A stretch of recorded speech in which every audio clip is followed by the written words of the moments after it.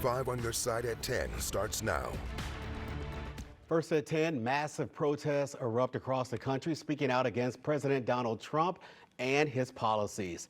Thank you for joining us. I'm Robert Townsend. Nearly 2,000 No Kings protests were planned across the country. Now, the protests coincided with the president's celebration of the Army's 250th birthday. The celebration has sparked criticism over its price tag. While thousands were expected to be in attendance, more people peacefully protested across states like California, Colorado, and Illinois. Many demonstrators called for immigrant protections and the end to certain policies made by the administration. Whether this administration continues unchecked is up to we, the people. Nobody can afford to sit this out. We will not be provoked. We're nonviolent. We have a permit, but we're not going to be intimidated. We're going to speak up. We're going to demand this regime has to go now. Governor Mike Kehoe activated the National Guard ahead of multiple planned protests across the Show Me State. Here in St. Louis, those protests filled the sidewalks and streets downtown. Many protesters told us they decided to get involved after seeing the series of movements across the country. Dozens of protesters even visited multiple gatherings today. New tonight, 5 on Your Side's Annie Kroll was on the ground downtown in the hours leading up to Washington, D.C.'s largest military parade in decades. If we don't get it, shut it down. So I think it's important for all of us to exercise our First Amendment rights, no matter where we are, no matter where we live. At least 1,000 people marched beneath the arch for a multitude of reasons. One of the big ones that's got me right now is how much power that man has and how much he's abusing it and running over people. Just being together in spirit, peacefully sharing what they believe in and thinking about our country. It's really incredible to see. It brings tears to my eyes. Speaking in opposition to President Donald Trump's policies and military parade marking his 79th birthday and the U.S. Army's 250th anniversary. I love my country.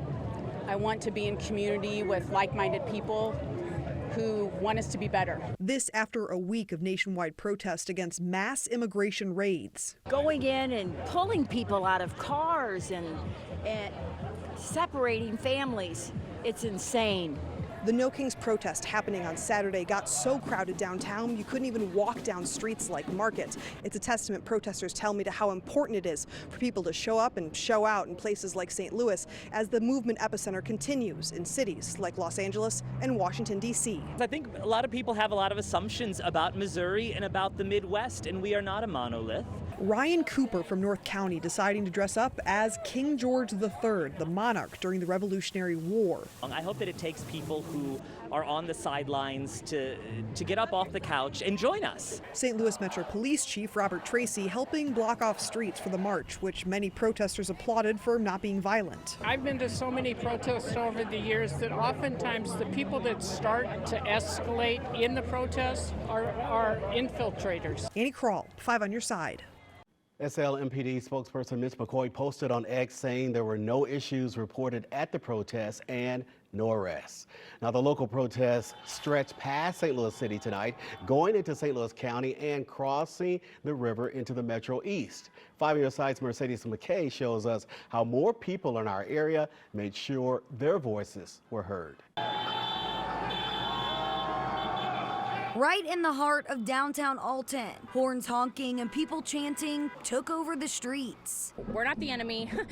We're really just fighting for a better future for everybody. Hundreds taking part in the No Kings Day protest. We need to get back to our grassroots, the message of our founding fathers, a country founded on democracy and freedom for all. The nationwide planned demonstrations focusing on President Donald Trump's policies and actions while in office. I'm here to get rights back for people who deserve it and to save the people who are getting shoved across the borders for no reason. This protest in Alton, Illinois was just one of dozens happening all across the Metro East and the St. Louis area on Saturday morning. People here telling me that it was nice to be surrounded by community that shares their same beliefs. You can feel very isolated and alone, especially in some of the towns around here. We're just kind of on the more conservative side, and you feel a little bit like the blue dot. Amid the signs and the cries, were veterans pleading for America to get back to its roots. We need to recover some of the principles that we stand on. Families spanning generations calling for compassion. Everyone should be loved no matter their race or their sexuality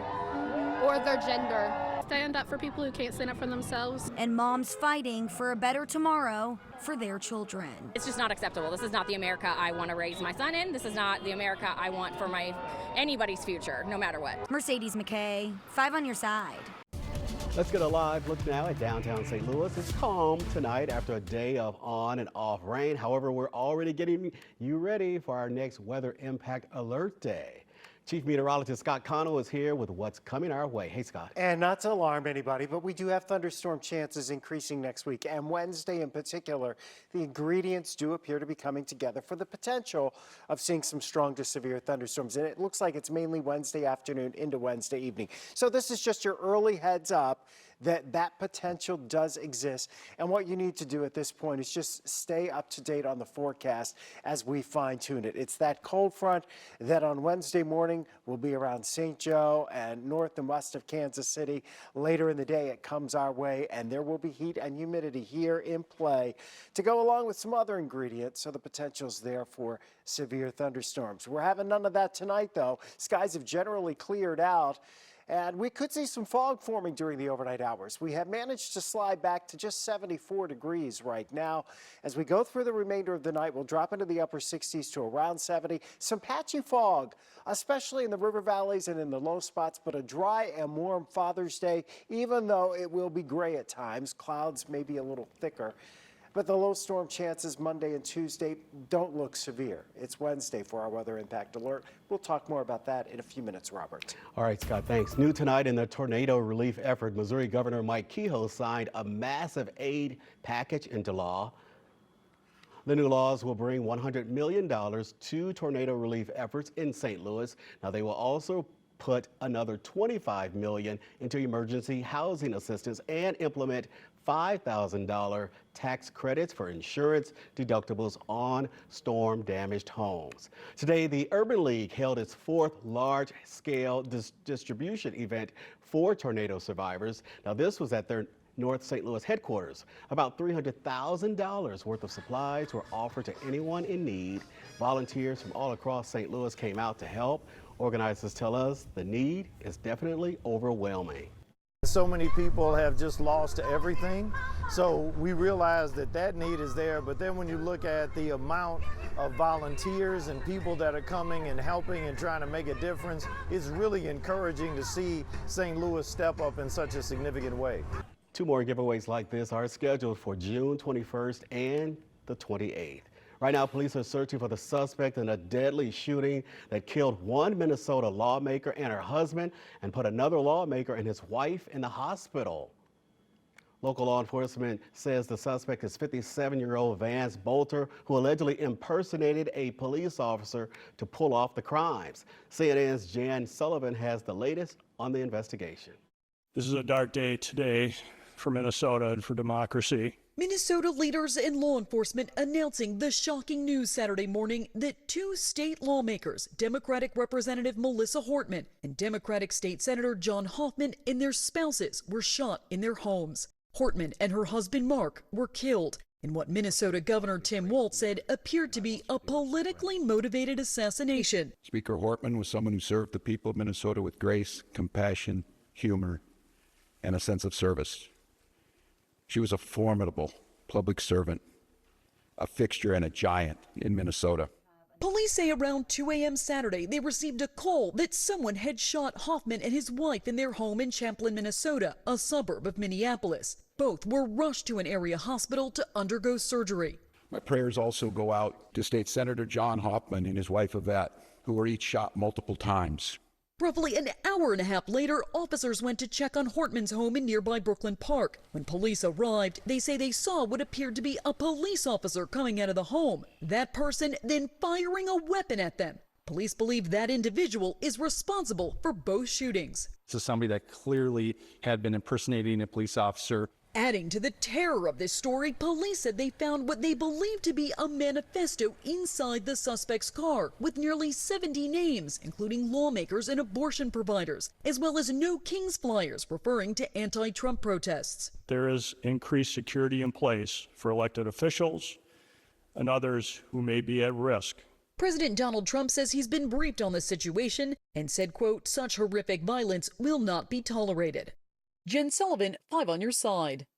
Now, the assassination sparked reaction from local leaders in the bi-state on both sides of the aisle. Illinois Governor J.B. Pritzker released a statement saying, quote, political violence is always unacceptable. This is a horrifying day for Minnesota and a sad day for America. What has occurred is a direct attack on our American values and democracy. Missouri Governor Mike Kehoe also reacting tonight saying, quote, there is absolutely no place in our country for political violence. When violence enters our political discourse, it threatens the very core of our democracy. I stand with my fellow governors in condemning this horrific act. Getting the party started. Soulard kickstarts the Juneteenth festivities. It's magnificent. How one local group is celebrating early. Our first 90-degree day this season happening in the next week, along with the potential of some stronger storms on our weather impact alert Wednesday. Why it won't be 90 nor stormy for Father's Day. Today, a local organization celebrated Juneteenth with a parade through Soulard. Neighbors Impacting Communities held its 3rd annual Juneteenth festival this morning. 5 high school bands marched down Lafayette Avenue to 3rd Street. The parade ended with a festival of local vendors selling lots of food, crafts, artwork, and more. Attendees tell us it was a beautiful celebration. It just made me very emotional, and parades always make me emotional. And seeing the children with their drums and horns and the girls dancing and all of the community coming together, it was a magnificent experience. Juneteenth official celebration will be this Thursday. Local churches and healthcare organizations in East St. Louis came together to help moms in need. They held a community baby shower where more than a dozen vendors provided essential services like prenatal care and tips to navigate health insurance. Now, others gave away car seats, strollers, food, and diapers. Important, I think, that we let people know that we love them, that we care about them, and we care about their outcome, and also that God loves them. So it's a dual message, and the message really is that someone actually cares about your outcome. Organizers say they expected around 700 mothers to show up for that event. We'll be right back. Tonight, President Donald Trump approved a merger between U.S. Steel and Japan's Nippon Steel. The two companies signed an agreement giving the U.S. government a share in the new company. Now, the agreement calls on Nippon to invest $11 billion in America's steel infrastructure. Company officials say the deal will be finalized quickly. Hours ago, White House officials say nuclear talks between the U.S. and Iran were canceled. They were scheduled for tomorrow in Oman. Just yesterday, Iran and Israel engaged in a series of missile attacks after Israel targeted the country's nuclear program. U.S. officials say the administration is committed to restarting these talks. Today, we definitely enjoyed all that sunshine and at times a little rain. Chief Meteorologist Scott Connell is here now with our weather impact alert. Hey, Scott. Yeah, you know, as we go into Wednesday, we are going to have some stormy weather heading our way, but everything is pretty quiet tonight. That's a lookout in St. Charles. The sky cleared off nicely. Down in Arnold, the sky has cleared off tonight. We are going to see some spots with some patches of fog as we go into early tomorrow morning, but we don't anticipate that causing us any problems.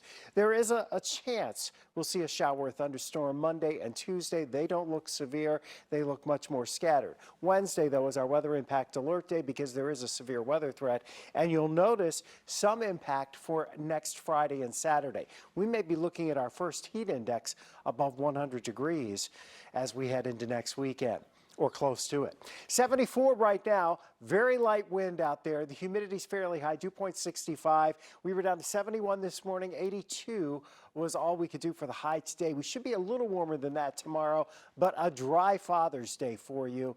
Just a variably cloudy sky. Monday, clouds are rolling back in. There is a disturbance coming in from the southwest here. So Monday, midday into the afternoon, we may see some scattered showers or thunderstorms like what we saw today east and southeast of St. Louis, and really even in town for a while. A downpour or two is possible, but not much of a severe weather threat there. This is going to be our threat for strong to severe thunderstorms. Cold fronts approaching as we go into Wednesday afternoon, Wednesday evening. The humidity that's here now, it's not going anywhere. If anything, it increases ahead of the front.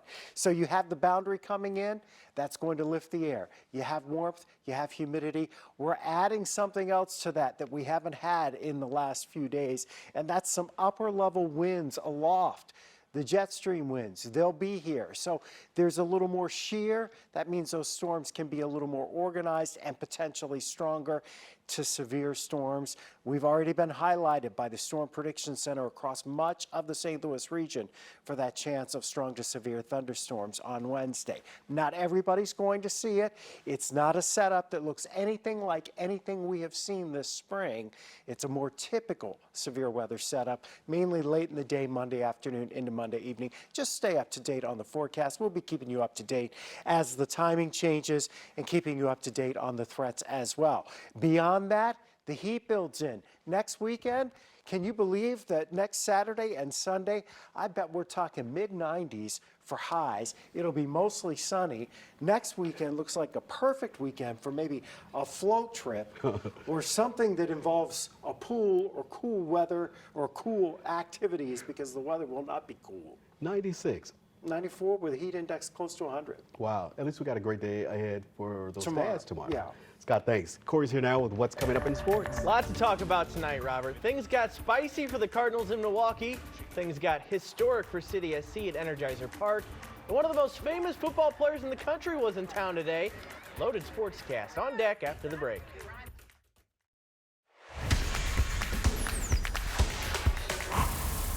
Sometimes in sports, a little bit of fire can go a long way. The Cardinals had a 6-game losing streak to break in Milwaukee today. One of their most fiery players was able to help spark them out of their funk. Game in Milwaukee, here's an obligatory sausage cutaway. But on the field, there was some beef. Cards up 1-0, and the Brewers didn't like this collision at first between Wilson Contreras and Caleb Durbin. So, next time Wilson is up, Jose Quintana is going to drill him. But hey, Wilson's a nice guy, so he goes, picks up the ball, delivers it back to Quintana. Very polite, good manners from Wilson. All that plunking did was put another man on for Nolan Gorman, though, and he makes Milwaukee pay. A 433-foot, 3-run blast off the lefty to make it 7-1. Cardinals Ollie giving the Brewers bench a stare down. Later on, for good measure, Contreras crushed one of his own, his 9th of the season, as he gives the opposing bench another little glance. Cardinals break the losing streak with an 8-5 victory, as Contreras talked about his eventful afternoon.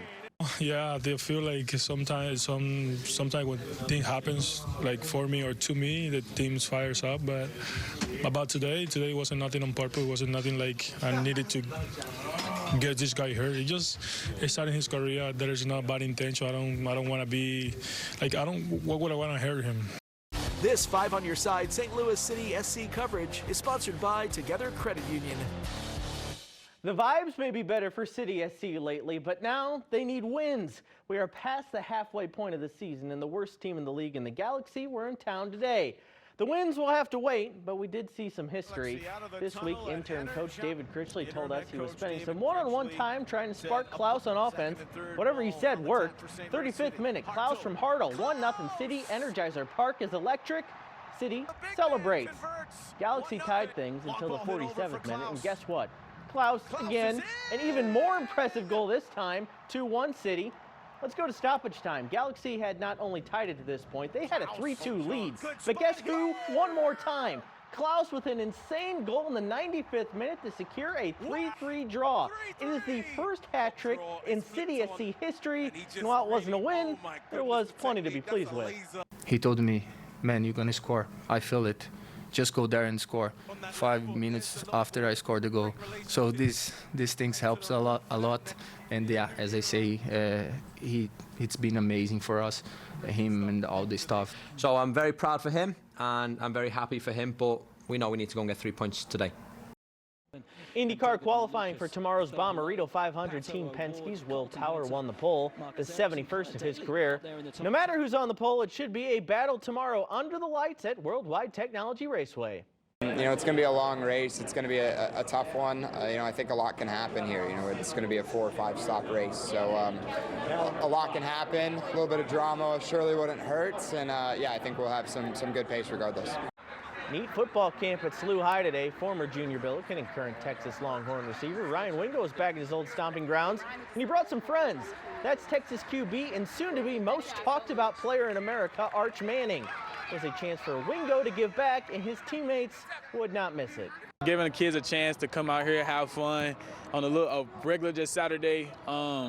Like I said, just come out here, have fun, get to see a whole lot of the kids from the city and get to see some college athletes. Yeah, Ryan's a great guy, obviously a great player, but a good teammate and just a good person. So he asked me a couple months back to go to his camp in St. Louis, my first time in St. Louis, and we're having a blast, and I'm glad I could do it for him. Stanley Cup Finals, Game 5 in Edmonton, and Florida was humming. Brad Marchand in the first, going to make it 1-0 Panthers.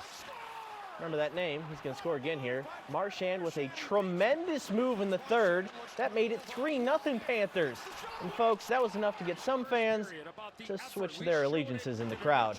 Panthers win 5-2 to take a 3-2 lead in the series. They could win their second cup in a row Tuesday night in Florida. U.S. Open round 3 at Oakmont, still playing incredibly tough, but it's Sam Burns keeping pace at the top of the leaderboard. He's 4 under and a shot up on Adam Scott and Victor Hovland heading into the final round on Sunday, which you can watch right here on 5 on Your Side, Robert. I want to talk more about the guys switching jerseys. I think he might have planned that, and the camera knew he was going to do something like that.